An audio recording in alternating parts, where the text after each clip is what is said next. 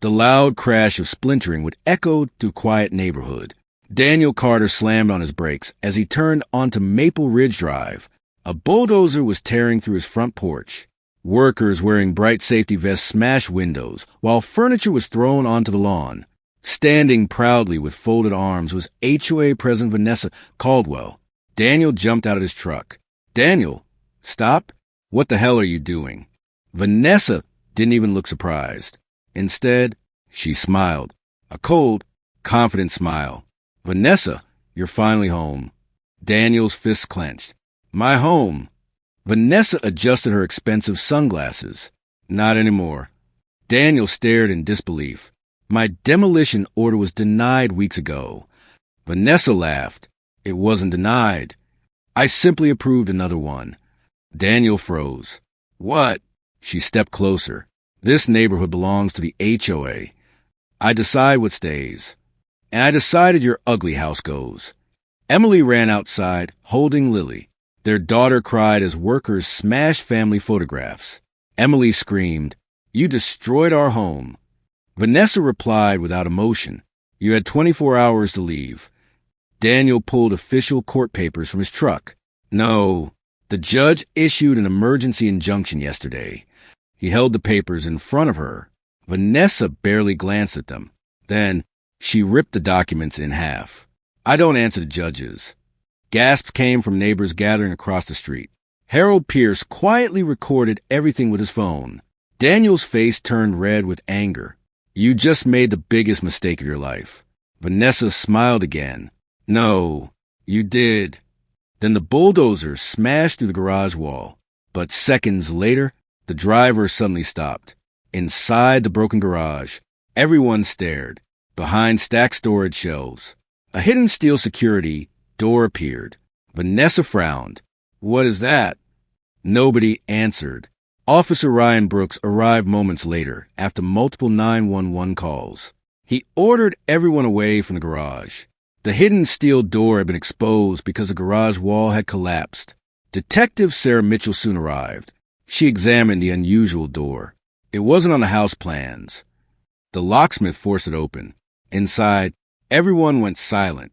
Rows of filing cabinets, encrypted hard drives, boxes filled with financial records. Not Daniel's.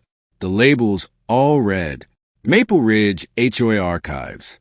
Daniel looked confused. "I've never seen any of this." Vanessa's face suddenly turned pale. For the first time, she looked terrified. Police crime scene tape stretched across the Carter property as flashing red and blue lights illuminated the entire neighborhood. Reporters had already begun arriving after hearing that a simple HOA demolition had turned into a criminal investigation. Vanessa Caldwell stood frozen near the driveway, trying to hide the panic growing behind her confident expression. Detective Sarah Mitchell carefully examined the hidden room, while forensic technicians photographed every inch of it. Metal filing cabinets lined the walls. Stacks of sealed boxes reached the ceiling.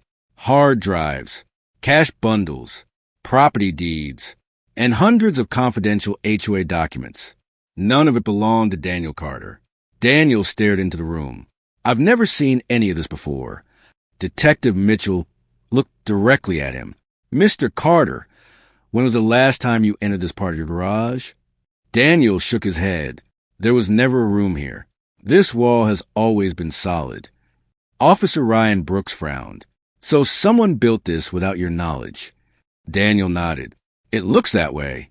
One forensic technician suddenly called out, "Detective, you need to see this." Sarah walked over. Behind one of the cabinets was another steel door. Unlike the first one, this door opened toward the back of the property. The officers slowly pushed it open. Everyone was shocked. A narrow underground tunnel stretched beneath the neighborhood. Officer Brooks whispered, "Where does this go?" The detectives followed the tunnel with flashlights.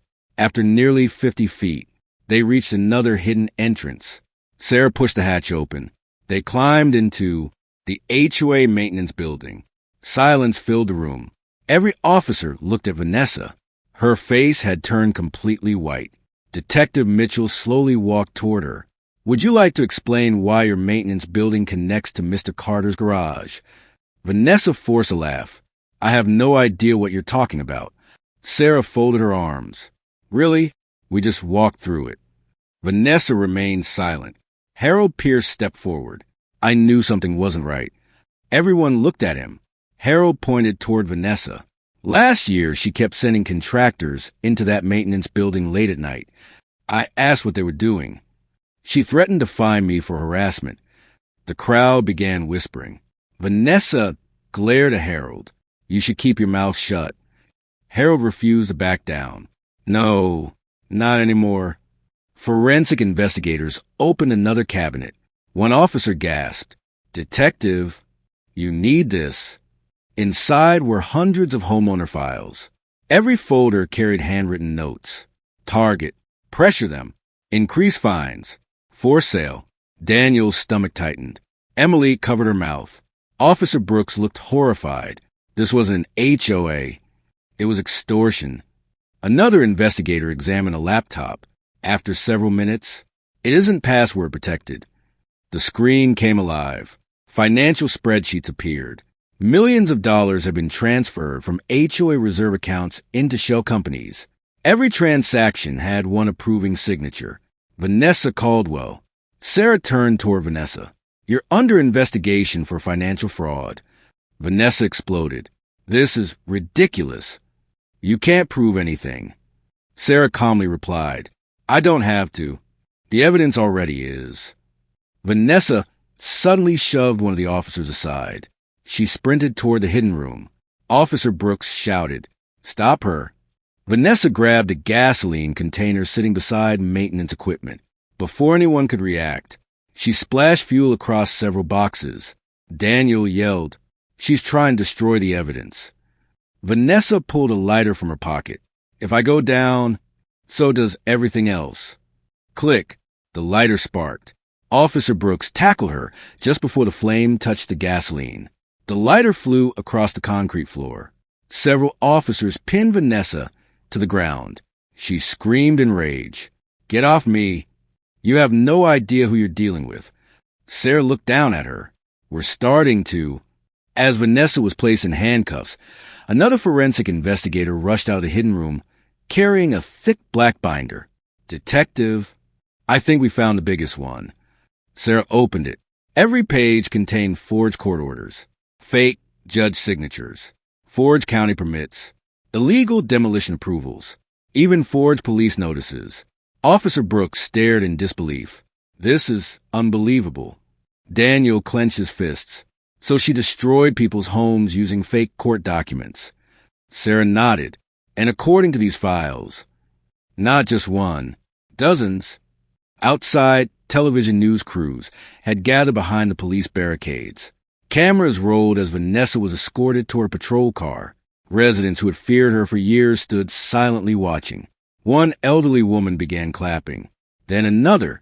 Within seconds, the entire neighborhood erupted into applause. Vanessa screamed at them. You will regret this. You all need me. Nobody answered. They simply watched as the woman who had controlled their lives for years disappeared into the back of the police cruiser. Detective Mitchell walked over to Daniel. This investigation is much bigger than your house. Daniel looked at the ruins of his home. I just want justice. Sarah nodded. You're gonna get it. She held up the black binder. But first, we're going to expose everything. 3 months later, the county courthouse was packed. Residents from Maple Ridge filled every seat in the gallery. News cameras lined the hallway outside. Everyone wanted to witness the trial that had become national headlines. HOA President accused of running criminal property scheme. Daniel Carter walked into the courtroom with Emily by his side. The scars from losing their home were still fresh. But today, they weren't victims. They were the people who had exposed the truth. Across the courtroom, Vanessa Caldwell entered wearing an orange jail uniform and handcuffs. Gone were the expensive suits and designer sunglasses. Her confident smile had disappeared, replaced by anger and desperation. She glared at Daniel. Vanessa, through clenched teeth, you think you've won? Daniel met her eyes. Daniel, no. He paused. The truth already did. The courtroom fell silent as Judge Rebecca Lawson entered. All rise. Everyone stood. Judge Lawson took her seat. Be seated. The prosecution presents the evidence. The prosecutor walked toward the jury. Ladies and gentlemen, this case is not about enforcing neighborhood rules. It's about power. It's about fraud. And it's about a woman who believed she was above the law. Large monitors lit up around the courtroom. The jury watched Harold Pierce's cell phone video. Vanessa's voice echoed through courtroom. I don't answer the judges. Another clip played. I decide what stays. Then came the footage of the bulldozer smashing Daniel's home. Several jurors shook their heads. Vanessa stared at the floor. Detective Mitchell testifies. Detective Sarah Mitchell took the witness stand. She explained how officers discovered the hidden room and the underground tunnel connecting the HOA maintenance building to Daniel's garage. Photos of the tunnel appeared on the courtroom screens. Gasps filled the room. Sarah continued, We recovered over 400 homeowner files. Many contained forged violations, fake foreclosure notices, illegal demolition approvals, and evidence of financial fraud exceeding $4.8 million. The prosecutor held up the black binder. Who authorized these documents? Sarah answered without hesitation. Vanessa Caldwell. The financial trail. A forensic accountant testified next. Every illegal transfer led to companies secretly controlled by Vanessa. Luxury vacations, sports cars, jewelry, private investment accounts, all paid for with HOA money. One juror whispered, Unbelievable. Harold Pierce takes a stand. Harold adjusted the microphone. I lived next door for 11 years. I watched families lose their homes. If anyone questioned Vanessa, she threatened them. The prosecutor asked, Why didn't you report her sooner? Harold lowered his head. Because everyone was afraid. He looked directly at the jury, until Daniel stood up to her. Daniel remained silent. Vanessa loses control. Finally, Vanessa took the witness stand. Her attorney warned her to remain calm. She didn't. The prosecutor approached. Mrs. Caldwell, did you approve the demolition of Mr. Carter's home? Vanessa smiled. Yes, I had every right. The courtroom murmured. The prosecutor held up the court injunction. The judge ordered you to stop. Vanessa snapped. Judges don't tell me how to run my neighborhood. Judge Lawson immediately interrupted. Mrs. Caldwell, control yourself. Vanessa slammed her fist on the witness stand. They're all against me. They deserved everything that happened. The jury watched in stunned silence. The prosecutor calmly asked one final question. So you're admitting you knowingly ignored a lawful court order? Vanessa realized what she had said, but it was too late. She remained silent. The verdict. After hours of deliberation, the jury returned. Everyone stood.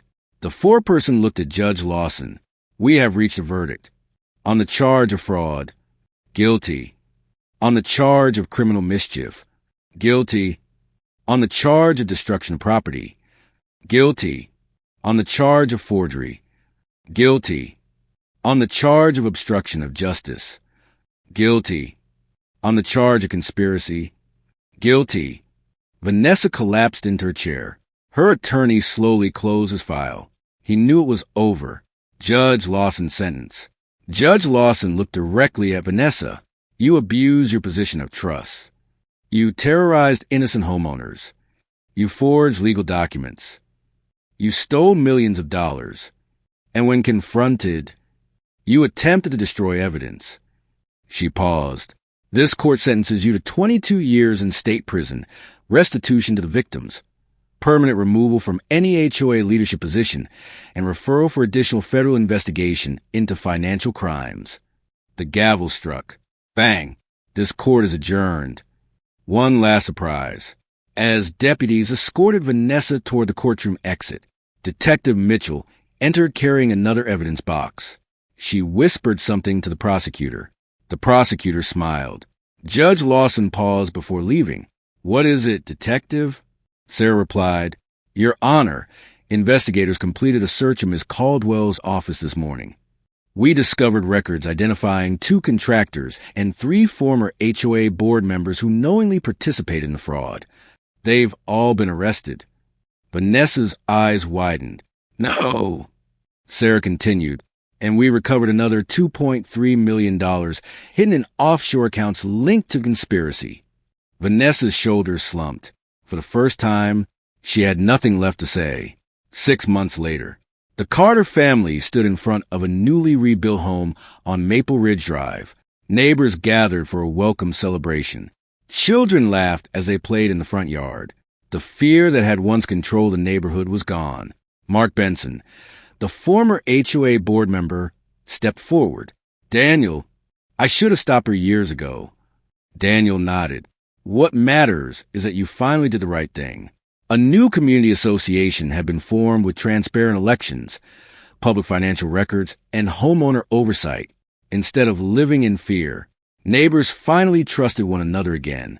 Emily squeezed Daniel's hand. We're finally home. Daniel smiled as he looked across the neighborhood. No one will ever lose their home because of corruption again. The camera slowly pulled back as families gathered together under the evening sky, replacing years of fear with hope. Subscribe the channel and press the bell icon for new updates.